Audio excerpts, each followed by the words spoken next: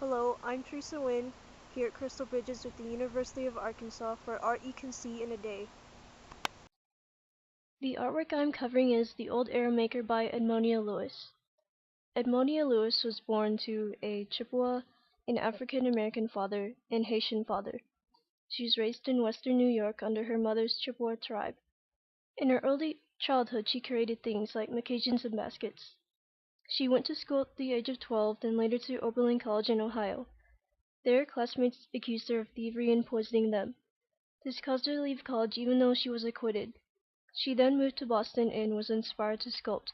She sculpted without prior experience and training and also sculpted her own work herself, instead of hiring help from Italian artisans like her peers. One famous work she is known for is her take on the death of Cleopatra. The Old Arrowmaker is based partly on an epic poem, Song of Hiawatha by Wadsworth Longfellow. The female figure in the sculpture is Minnehaha. She is weaving a mat. Her father is the other figure who is crafting arrowheads. They look towards Hiawatha, inferred to be present, who has brought the deer by their feet as a message from marriage. Edmonia Lewis most likely chose to make this sculpture based on Hiawatha in the poem The Song of Hiawatha because the author came from the same tribe as her mother, the Ojibwa tribe. The marriage of Hiawatha and Minnehaha, Ojibwa and Dakota tribe may mean she hopes for human rights civil issues in the current time she lived in to be resolved. So she hopes that the North and South will mend their bonds after the Civil War. The Old Arrowmaker is asymmetrically balanced.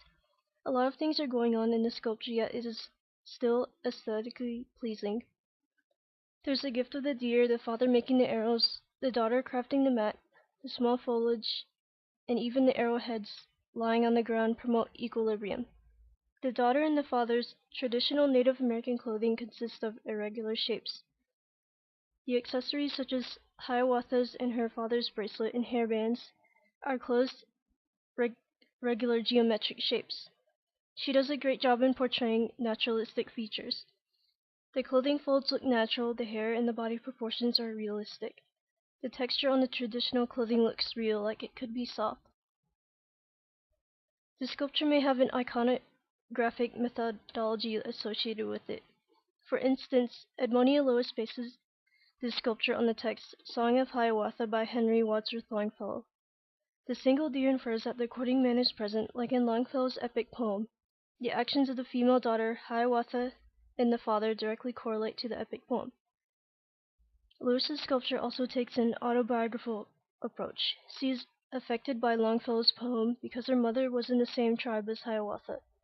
Perhaps she feels a sort of belonging and sense of pride in her heritage. She was affected by the tensions between the North and the South in the U.S.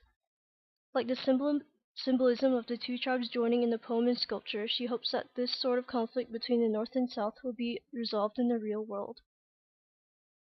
Classical works of art may have influenced Lewis's sculpture of the Old Arrowmaker. For instance, Hermes and the infant Dionysos are relaxed yet animated. Her sculptures exhibit a sort of natural kind of posing much like the marble sculpture. Both sculptures have subjects who are doing some sort of action.